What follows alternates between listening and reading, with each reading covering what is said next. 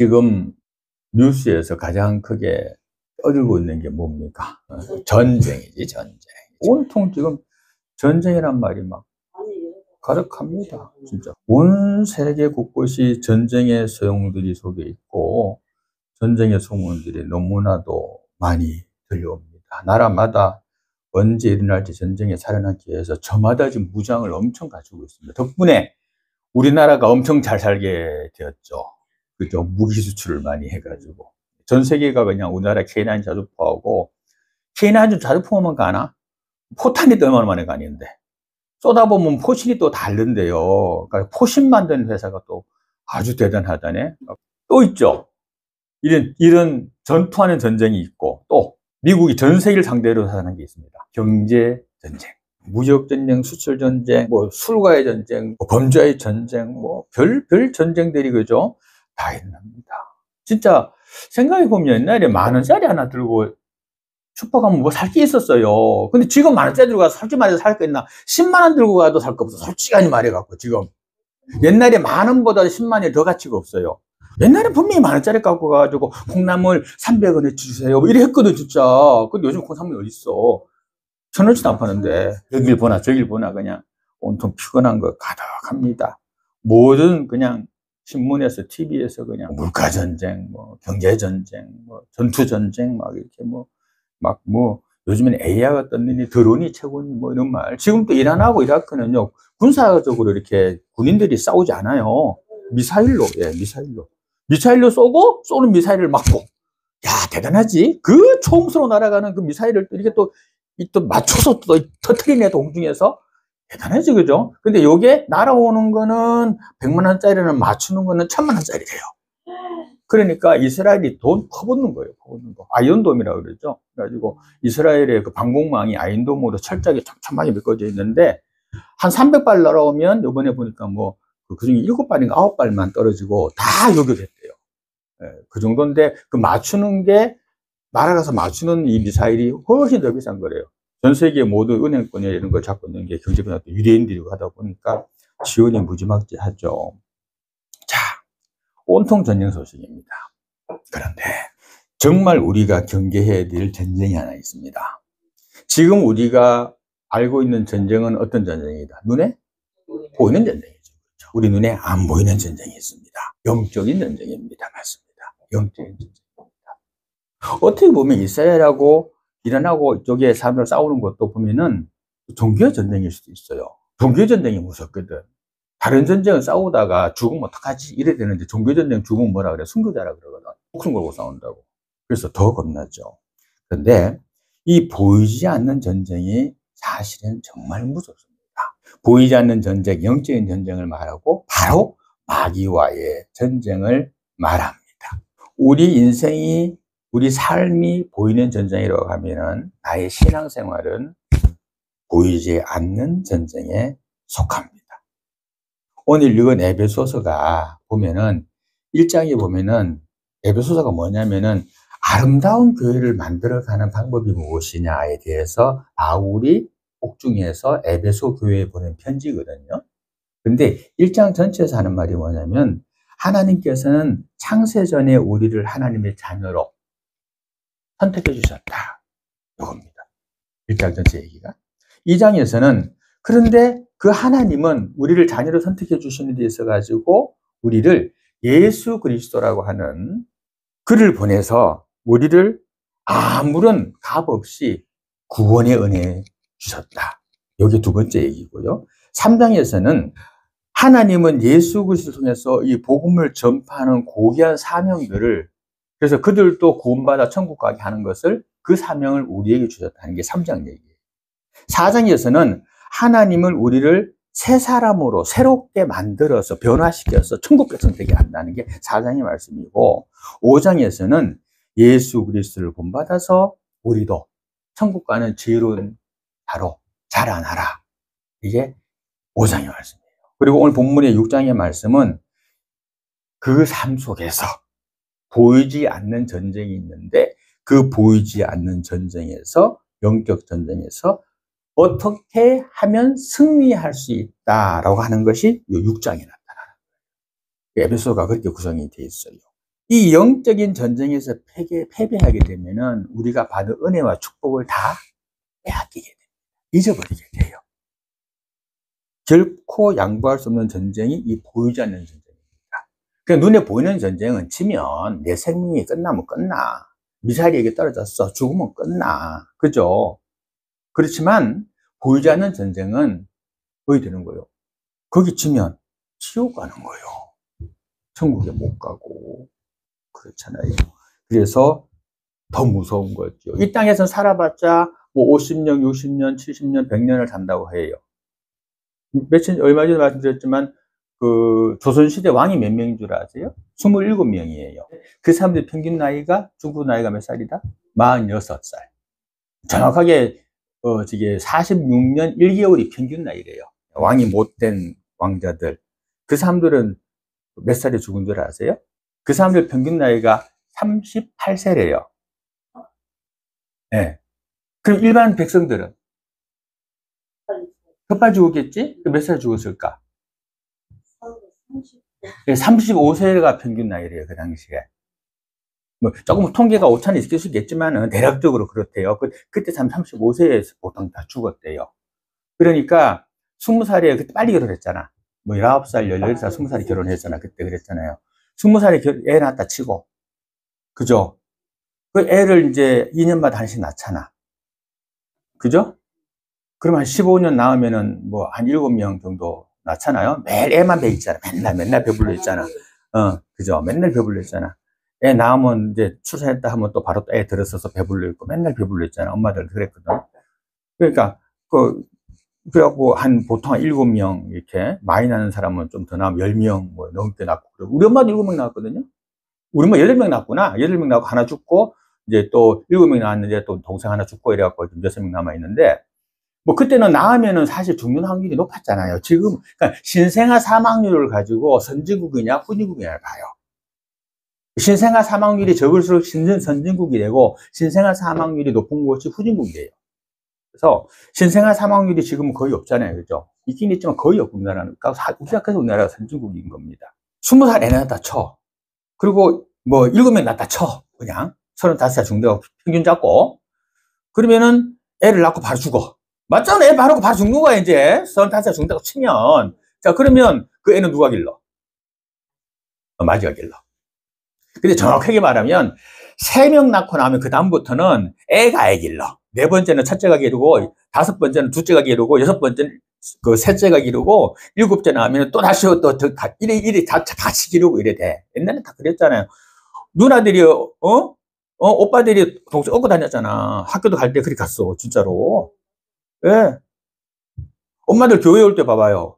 애 하나 업고, 애 하나 지고, 그래, 교회 와가지고, 그 사진 있잖아. 우리 보여줬잖아. 엄마가 그래. 엄마는 애는 포대기 옆에 있고, 옆에 애, 띠직바부스 있고, 그죠? 그랬어, 진짜. 그랬다고요. 그러니까, 자녀들이 이제 커가지고, 지가 시집장가 갈 때쯤 됐을 때 보면은, 또 빨리 가면, 일찍 가면 10대살이 자니까, 갈 때 보니까 엄마, 아빠가 없네. 또, 조금 저거 해가지고 애들이 좀 큰 애들은 자라가지고 시장 가가지고 이제 결혼해보니까 어때? 지도 애 낳아보니까. 부모가 나를 이렇게 길렀구나 하고 그때 부모님한테 효도하고 싶은 마음이 드는 거야. 그렇잖아요. 애들 낳아보고 시집 가보니까 그때 가가지고서는 아이고, 야, 우리 엄마가 나 때문에 고생했구나. 그죠? 그래가지고 어떻게 생각해? 그때 가가지고 엄마, 아빠한테 효도하려고 보니? 없어. 먼저 간 거야. 그래서 뭐 해? 생각이 난다. 홍씨가 생각이 난다. 우리 엄마가 그런 노래를 부르고 있는 거야. 그러니까 그게 안 되니까. 그리고 생각이 보니까 삶이 허탄해. 여자의 일생 이러고 있는 거지. 그러니까.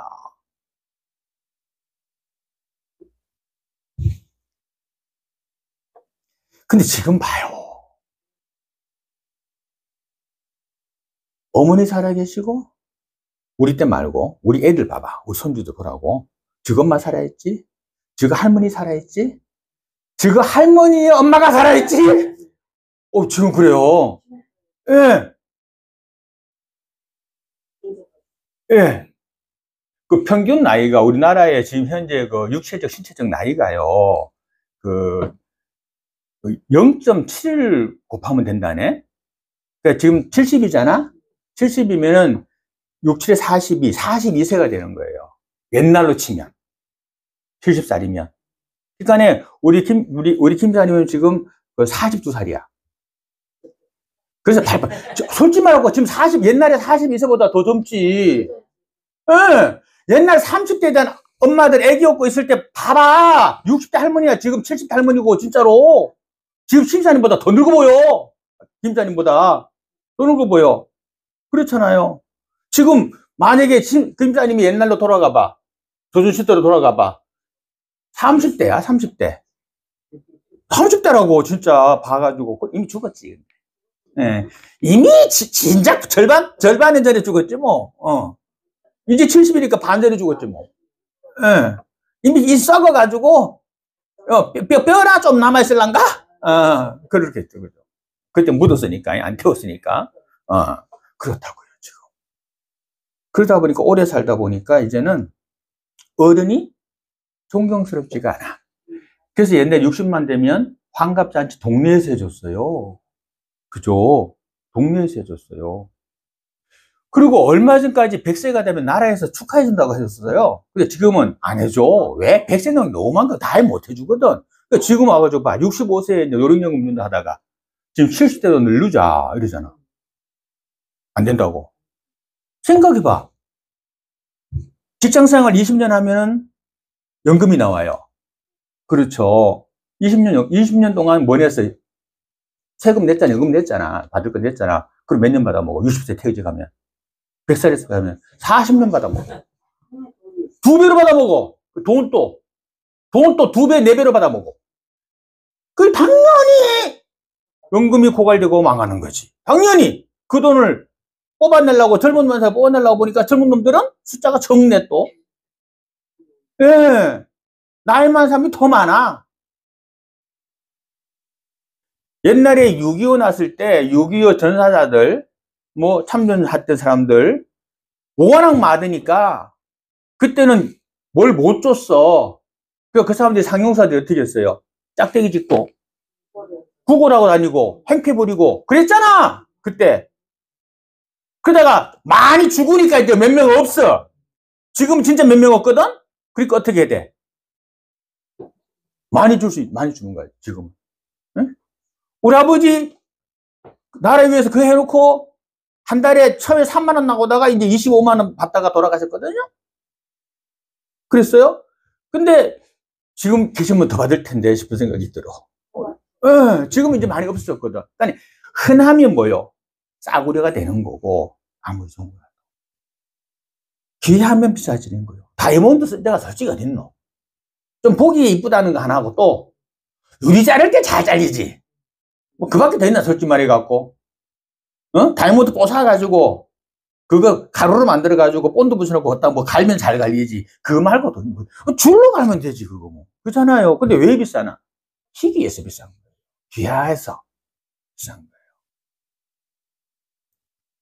금이야 그래도 실용성이 있잖아요. 그거 갖고 우리 반도체도 엄청 많이 만들어내죠. 그죠? 금실 뽑아내가지고 뭐 만들기도 하죠. 그건 용도라도 있지만 다이아몬드 사실 용도가 극히 없어요. 근데 비싼 이유는 희귀해서 그렇습니다. 자, 그런 세상이 됐어요. 그러다 보니까 이제는 신체적 나이도 그렇고 몸도 그렇다 보니까 이제는 사람들이 나이 들어가지고 나쁜 짓을 더 많이 해. 어저께 어저께 그 뉴스 보니까네 자기 출소해서 아내 죽인 사람 기자들이 가서 후회 안 한다 그러대? 물으니까 후회 안 한다 그러더라고요. 그리고 다시라도 한다면 하긴 다시라도 죽이겠다 이러더만 자기 마누라 죽인 사람 그런 얘기 하더만. 예. 옛날에 그 나이에 사람 죽였다 하면 아이고 어째 그랬을까 이랬는데 지금은 이제 그 나이가 애들이 어른을 이제 존경하지 않아요. 영화에 대해서 유명한 거 있죠. 이놈들아 너는 학교에서 어른을 공경하라고 배웠냐? 공격하라고 배웠냐? 이러잖아. 진짜 어른들이 공격받는 세상이 됐어요. 나이 먹은 게 자랑이가. 이런다니까? 예. 늙은 게 유세가. 이래 됐잖아요. 예. 그만큼 이 어른들이 옛날에는요, 숫자가 적으니까 존경의 대상이었어요. 이제는 더 많은 거야, 애들보다. 학교에 가면 학생 수보다 선생님이 더 많대. 초등학교 여기 때 갔더니, 그, 금강송도 갔더니 막 학생 수가 뭐, 3명이라고 하던가, 뭐, 6명 하던가, 몇 명인데, 선생은 뭐, 훨씬 더 많더라고. 기간제 교사까지 해가지고, 외국인 원어민 교사까지 해가지고. 자, 이런 세상입니다. 그러다 보니 우리가 세상의 향락과 세상 속에 빠지기가 쉬워요. 그럼 뭘 잃어버리기가 쉬워? 하나님 잃어버리기가 쉬워. 그 다음에 또 하나 더 있죠. 뭐가 있습니까? 우리가 이 땅에 살면서 생활이 길어지다 보니까 마치 영원히 살 것 같은 느낌이 들어. 나는 안 죽을 것 같아. 그죠? 나는 안 죽을 것 같아. 아이고, 옛날에 우리 엄마는 몇 살에 돌아가셨는데 나는 아직까지 살아있는데 난 안 죽을 것 같아.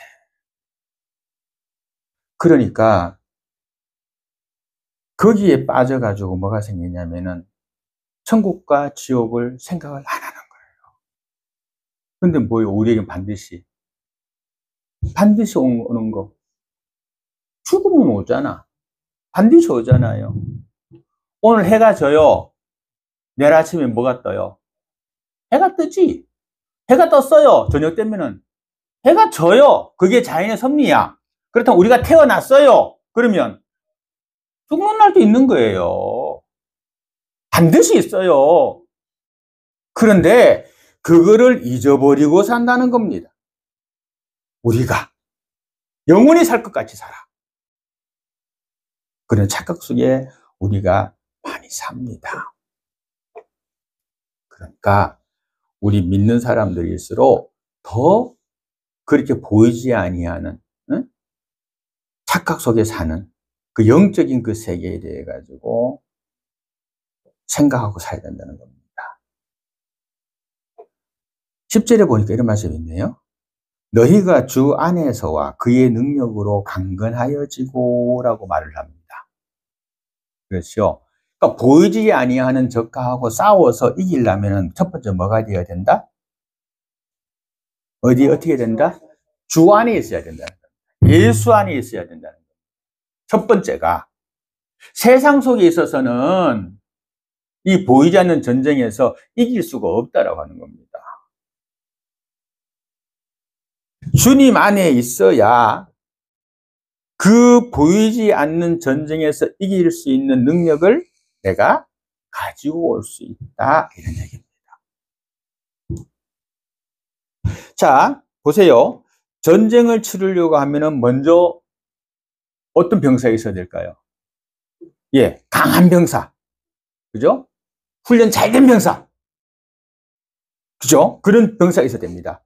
그러면 보세요. 훈련 잘 된 병사들이야. 그런데 장수가 이거 완전히 개판이네? 그런 군대를 뭐라 그래요? 오합지졸 군대라 그러고 당나라 군대라고 말합니다.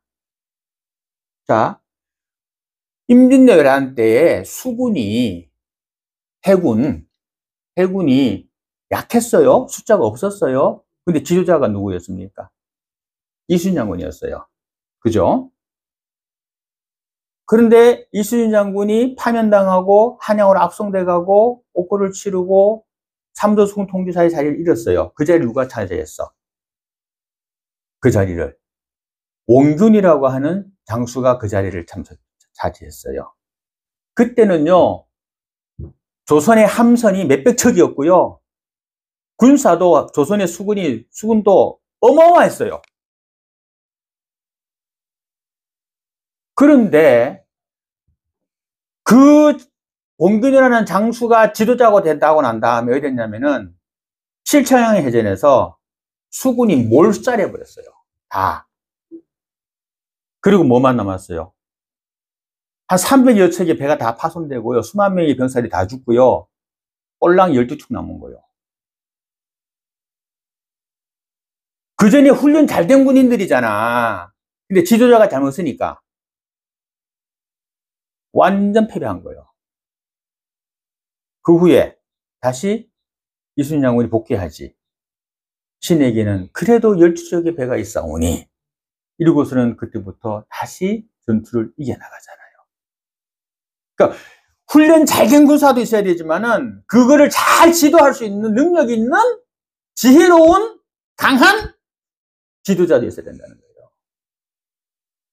그러면 내가 훈련 잘 됐다 해가지고 내 혼자 힘으로 싸워서 영적으로 보이지 않는 전쟁 이기겠다? 아니죠. 어디 안에 있어야 된다. 능력 있는 장수인 누가 안에? 주 안에. 예수 안에. 예수 안에 있어야 된다. 왜? 예수께서 말씀하셨거든. 나는 길이요 진리요 생명이니 나를 따르는 자는 그죠? 죽어도 살겠고 영원히 살겠다. 또 있어. 보라! 나는 세상을 이기었노라. 뭐야? 승리자란 얘기잖아요. 세상의 승리자란 얘기잖아요. 그러면 세상이 승리자에게 속해 있으면 저절로 승리자 되는 거지. 그러니까 우리가 이 보이지 않는 싸움에서 이기려고 하면은 먼저 어디 안에 있어야 된다? 승리자인 예수 그리스도 안에 있어야 된다는 거예요.